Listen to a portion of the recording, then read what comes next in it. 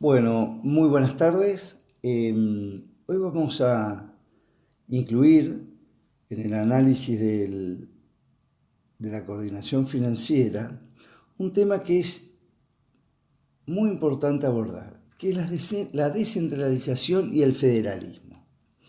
Este tema que ustedes lo van a relacionar con aspectos en la Nacional de Coparticipación Federal, la 23.548. Trabajaremos con la Ley 15, número 10, antes 2535 de la provincia de Misiones, y también con la Constitución Provincial, y vamos a trabajar con algunos aspectos que se relacionan con el convenio multilateral. Esto es para completar los temas que hemos abordado en lo que hemos venido dictando en el cursado. Un tema que no va a ser menor, que es de suma importancia en descentralismo y federalización, es el concepto de la potestad tributaria. ¿Qué se entiende por potestad tributaria? A través de la Constitución Nacional y el poder tributario, que es otro tema, la potestad tributaria es la que tienen los diferentes niveles de gobierno para sancionar normas tributarias, que es de ahí donde surge la obligación tributaria de los sujetos que se encuentran encuadrados en los presupuestos de hecho establecidos en la norma jurídica. Esta potestad tributaria tiene de alguna manera un régimen de distribución. Tenemos que atender el régimen de distribución entre la nación y la provincia, que surge como la manera de evitar la doble o múltiple imposición que se produce al abordar los distintos niveles de gobierno y la aplicación de tributos, ¿sí? Muy bien. Esa manera de coordinación financiera para evitar la doble imposición se puede dar de manera de una coordinación vertical o una coordinación horizontal. La manera de coordinación vertical, la más conocida que nosotros tenemos, es el régimen de coparticipación federal de impuestos, y de la manera horizontal, la que más hemos hablado y la que más representa ese sistema de coordinación horizontal, es el convenio multilateral. La coordinación vertical, el régimen de coparticipación, que se da nación, provincias, municipios, lo que distribuye es recursos, vuelvo a repetir, distribuye recursos a los distintos niveles de gobierno a través de este régimen. De todos aquellos recursos que el gobierno nacional recauda y por este régimen se distribuye a las provincias y luego las provincias también distribuyen a los municipios. Lo importante es que con la coordinación vertical, en este caso coparticipación federal de impuestos, se distribuyen recursos.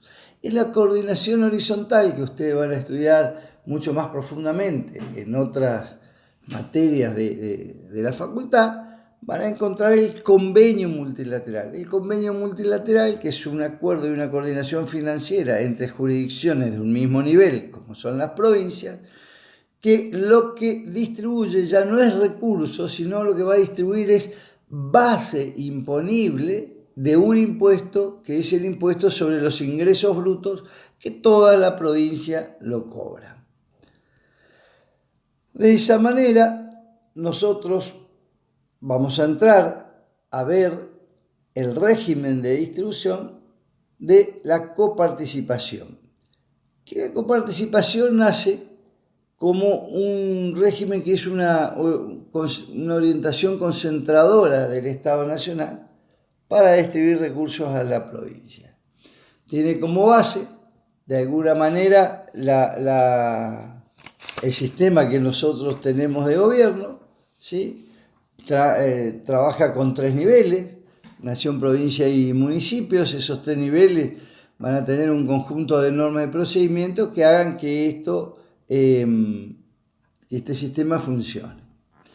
Entonces, una de las partes que vamos a trabajar va a ser determinar de esos recursos tributarios que recauda la nación y luego por este régimen se distribuye, lo que establece la ley como masa coparticipable. ¿Qué es la masa coparticipable en el régimen de la coparticipación federal de impuestos? La masa coparticipable va a estar dada por toda la recaudación de los impuestos que existen o que se creen por ley, salvo algunas excepciones que establece la norma. Es decir, va a ser todo lo que se recaude para luego poder distribuir entre la nación y las provincias a través de la primera distribución, que es la distribución primaria, y luego entre las provincias entre sí, que es la distribución secundaria.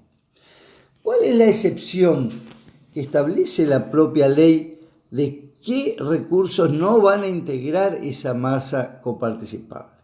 Lo primero que nos hablan es los derechos de importación y exportación, que como lo hemos visto, les corresponde exclusivamente a la nación. Luego, aquellos tributos que sanciona el Congreso, que en su norma ya prevea una distribución diferente, ¿sí? Entonces no se va a distribuir por el régimen de coparticipación. También puede haber tributos, impuestos, dentro de los tributos los impuestos, que al crearse los legisladores ya establezcan un sistema de afectación específica, que nacen esos tributos para atender determinada situación. Por lo tanto, lo recaudado por esos tributos tampoco va a integrar la masa coparticipable, ¿sí? A ver, también vamos a tener aquellos tributos o impuestos y contribuciones nacionales cuyo producido, dice la norma, afecte la realización de inversiones, servicios y fomento de otras actividades. Es decir, la intención y la idea es que todo vaya a conformar la masa coparticipable y cuando se cree un tributo nacional no tenga ni una afectación ni una distribución específica, porque eso va a afectar a la distribución primaria y a la distribución secundaria, por lo tanto va a terminar afectando a todas aquellas provincias cuando analicen su régimen de coparticipación. Entonces, esa masa coparticipable, cuando nosotros la analizamos de la óptica de la ley, lo que vamos a analizar son 2 aspectos, sintetizando. ¿Qué proporción se distribuye entre la nación, provincias? ¿Qué proporción se distribuye entre las provincias entre sí? ¿Y qué recursos de los que se coparticipa se van a coparticipar? Entonces, si yo determino qué recursos se van a coparticipar, luego distribuyo qué proporción se distribuye entre la nación y la provincia, es la que denominamos distribución primaria, y si luego veo cómo se distribuyen después de la distribución primaria esos productos entre sí, lo que estoy analizando es la distribución secundaria, como lo hemos visto. Muy bien, la Argentina tiene antecedentes de muchos tiempos. La primera ley de coparticipación fue en el año 1935, pero ya de su propia conformación como Estado, allá en el año 1853, ha evolucionado con el crecimiento y la conformación y las nuevas funciones del Estado. Este régimen de coparticipación, repetimos que es un régimen de coordinación financiera para evitar la doble o múltiple imposición de todos los niveles de gobiernos en el Estado argentino para el funcionamiento y la atención de los fines y objetivos que se preparan. Muy bien, existen y han existido desde 1853 a la fecha diferentes regímenes de coordinación y diferentes métodos que han distribuido los recursos en la Argentina. El que nosotros estamos viendo hoy es uno que es el método de coparticipación. No obstante, existen, y la bibliografía también lo marca, diferentes métodos de distribución de recursos que nosotros los vamos a señalar, que fueron de 1853 a 1890 separación de la fuente, después tenemos 1891-1934, que es concurrencia de la fuente. Ustedes lo van a ver muy bien, que en la bibliografía las diferencias de cada uno de los temas. Van a trabajar también, como dijimos, en 1935 arranca el régimen de coparticipación, que viene hasta 1972, después se sancionan otras leyes, se sanciona la ley 20.221 que establece un sistema único, ¿sí? O sea, luego de 1988 a la fecha, no, de 1985 a la fecha estuvimos con asignación. ¿Por qué estuvimos en 1985 a 2009 con un sistema de distribución de recursos de asignación? Porque en ese momento el Congreso no sanciona una ley de coparticipación, se queda sin ley, entonces el gobierno tiene que buscar el método de asignación, que es decidir de lo que se recauda cuánto le tiene que dar a cada provincia, porque no se puede quedar la nación sin distribuir recursos. Entonces, al no tener un régimen como el del régimen de coparticipación, aplica la norma que es el sistema por asignación. O sea, de 1985 a 1987, el gobierno de Raúl Ricardo Alfonsín en su momento. Luego se sanciona en 1988 la ley que estamos trabajando de coparticipación, que participa con un régimen de coparticipación, pero también se puede decir que hay un poco de separación de fuentes, combinan concurrencia y separación, porque es un régimen mixto el de la Argentina, porque hay impuestos que los recaudan directamente las provincias y otros que se distribuyen por el régimen de coparticipación. Muy bien. Siguiendo con el tema, ustedes van a ir viendo todos los antecedentes que va desde 1853 a la fecha, que está establecido en la bibliografía, en el material de estudio. Nosotros vamos a concentrarnos que esa evolución de los regímenes ha habido, de la separación de la fuente, después concurrencia, hay una fuerte participación del Estado, se producen crisis, en 1935 se unifica el sistema, las provincias nacen, este régimen que, como dijimos nosotros, es una ley convenio. ¿Cuáles son las características de este régimen de coparticipación y esta ley? Como estuvimos mirando, va a haber que analizar fuertemente el artículo 75, inciso 2, como lo analizamos en clase, ¿sí? Hay una característica muy importante que al ser una ley convenio, esa ley convenio tiene que estar sancionada por el Congreso y luego tiene que ser aprobada por cada una de las legislaturas provinciales. Este régimen de coparticipación nace como un régimen devolutivo, que quiere decir que se le daba a las provincias de acuerdo a lo que aportaban. Luego ese carácter devolutivo cambia, se le da un carácter que con este régimen de coparticipación las provincias, la nación recauda impuestos y a través de su distribución o su régimen de distribución y los indicadores busque de alguna manera ayudar a aquellas provincias que tienen menor desarrollo económico, ¿sí? Luego de eso nosotros tenemos el régimen que fue, como les conté y ustedes están viendo acá, que ha ido evolucionando. Un dato menor ha sido la situación del 85 al 87, ¿sí?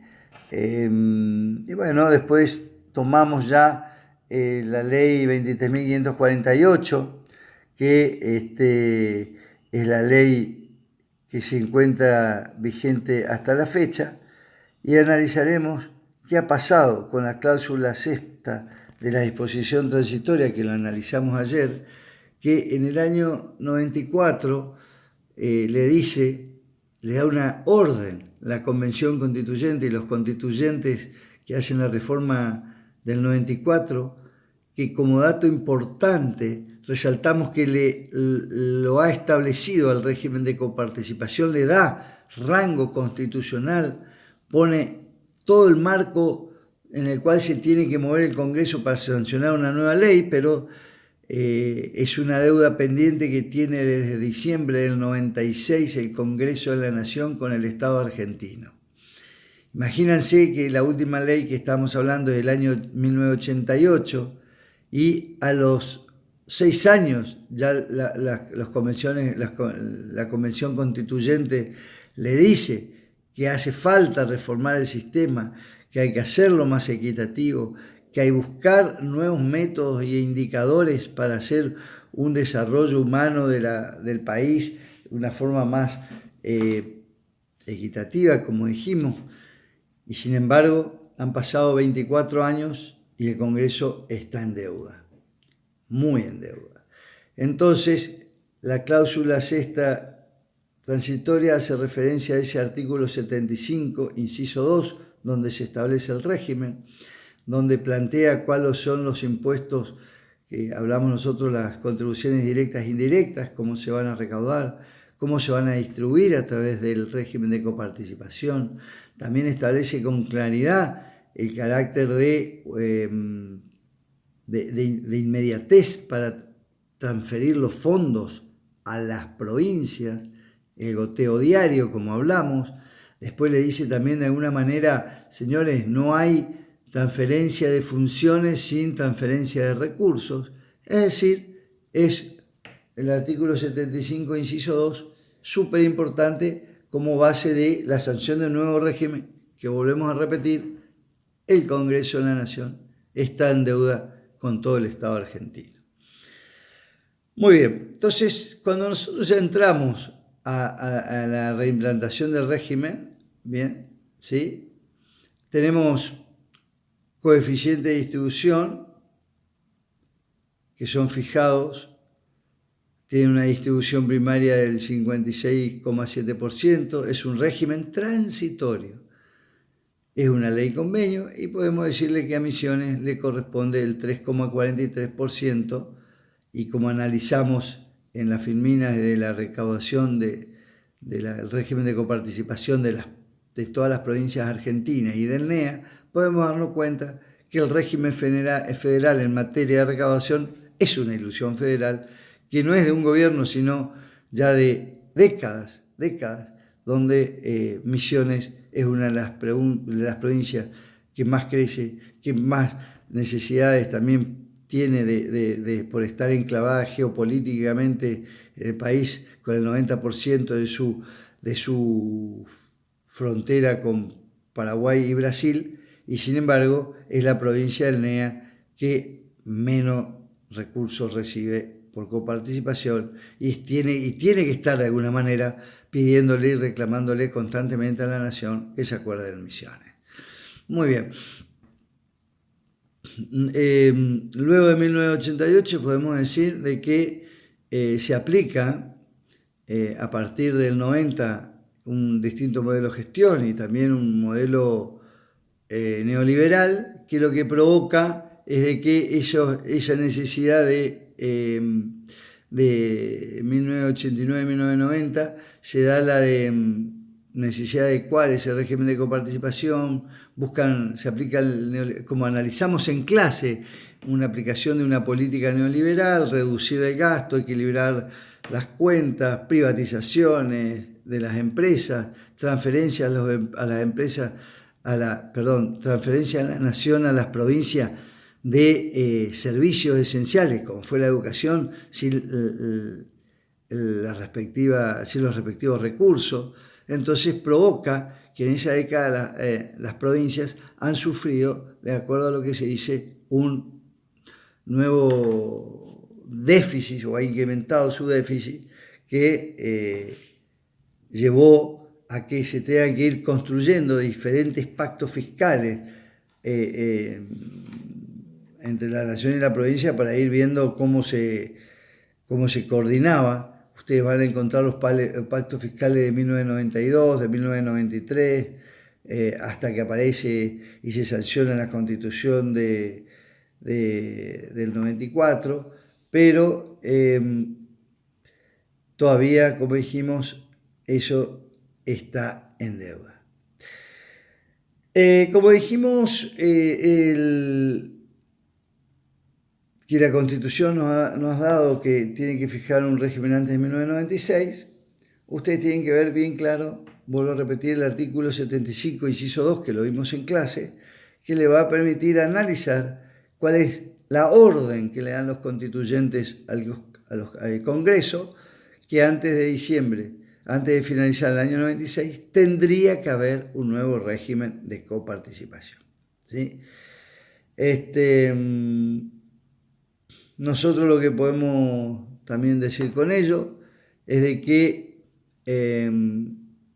es importante que una de las cuestiones que no se va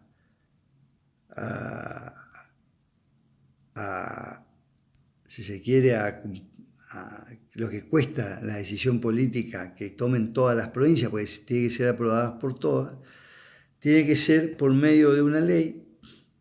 Las provincias se tienen que adherir y se tienen que adherir en su totalidad a la ley que apruebe el Congreso. No puede cada provincia hacer reservas o limitaciones. ¿Qué quiere decir? Que tiene que haber un gran pacto de gobernabilidad entre las provincias y la nación para sancionar este nuevo régimen. Y obviamente establece que este nuevo régimen no se puede vulnerar ya cuestiones y los recursos que están recibiendo cada provincia ahora, y también deja abierta que la posibilidad de que los reclamos que le estuviera haciendo cada provincia a la nación sigan su curso. Eso lo analizamos muy bien interactuando en clase, que dio buenos resultados para entender el concepto. Ahora, muy bien,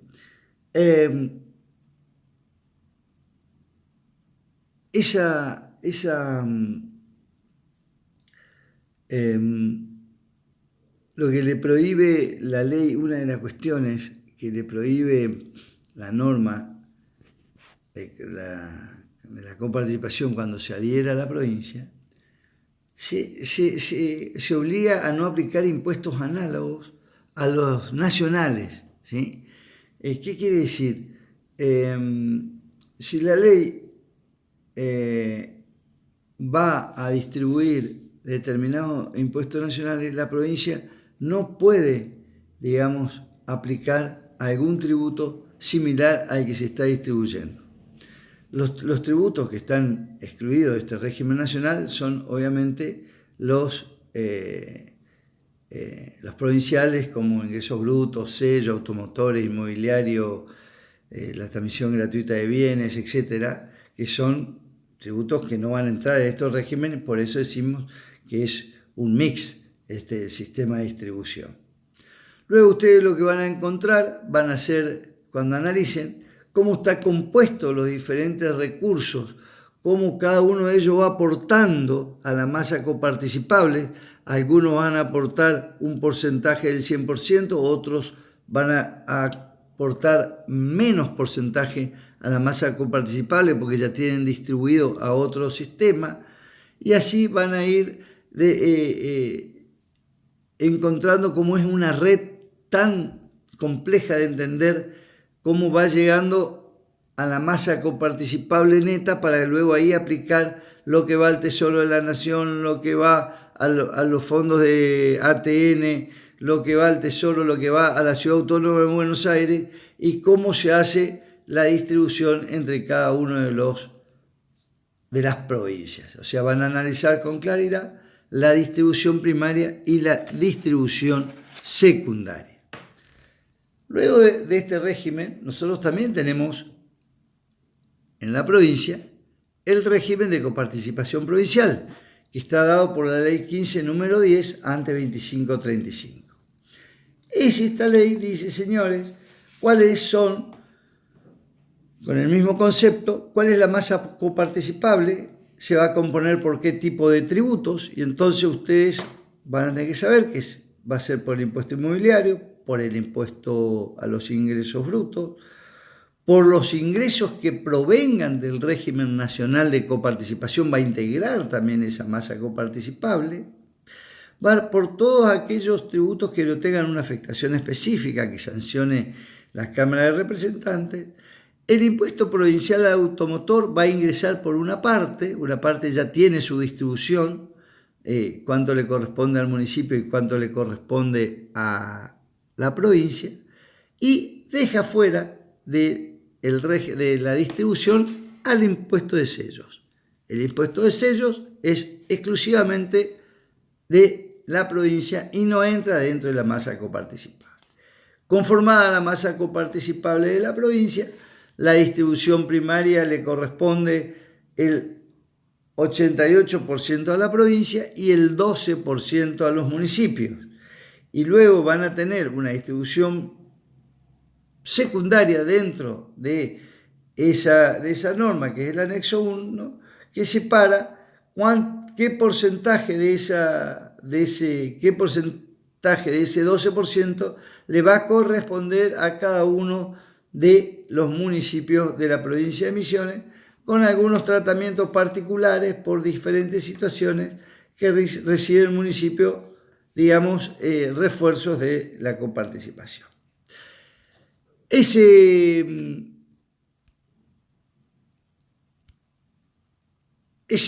esquemita que nosotros lo vamos a ver acá, el goteo también es diario.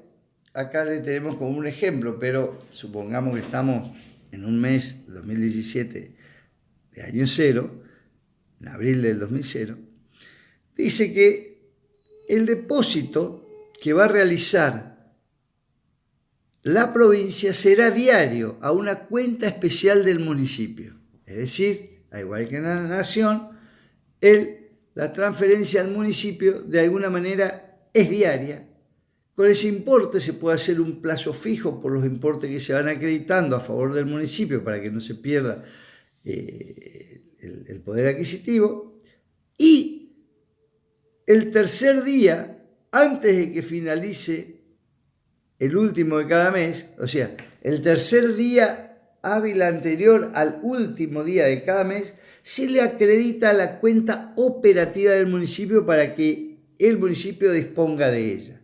Acá en el ejemplo, suponiendo que el último día hábil fuera 30, el día 26 se tendría que operar la transferencia de esos fondos que están en la cuenta especial a favor del municipio. También establece la norma que se le pueden dar anticipos a cuenta de la coparticipación a los municipios cuando están con alguna necesidad, ¿sí? Establece la norma que puede ser un monto máximo